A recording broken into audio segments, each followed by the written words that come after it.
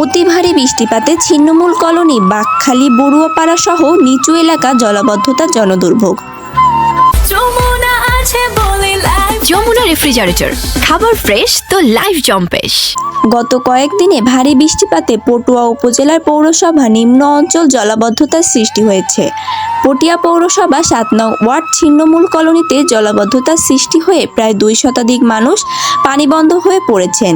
এছাড়াও বাকখালী বাড়ুয়াপাড়ায় পানি নিষ্কাশনের ব্যবস্থা না থাকায় প্রায় 3 শতাধিক মানুষের দুর্ভোগ পোহাতে হচ্ছে বলে স্থানীয় এনজিও কর্মী তাপস বড়ুয়া জসিমউদ্দিন অভিযোগ করেন। এছাড়াও কম বেশি পটিয়া উপজেলায় পৌরসভায় নিম্ন অঞ্চল ভারী বৃষ্টিপাতে প্লাবিত হয় বলে জানিয়েছে ভুক্তভোগীরা।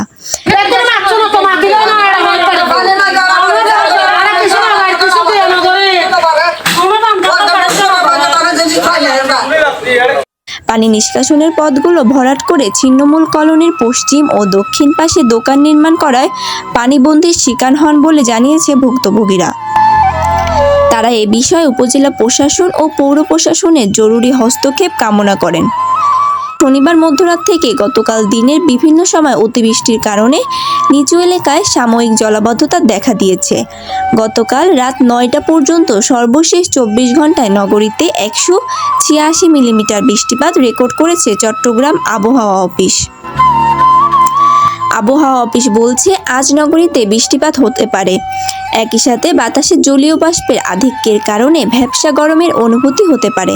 অপরদিকে উত্তর বঙ্গোপসাগরের এলাকায় সঞ্চালনশীল মেঘমালার কারণে বজ্রসহ বৃষ্টিপাতের সাথে ঝড়ো হাওয়া বয়ে যেতে পারে।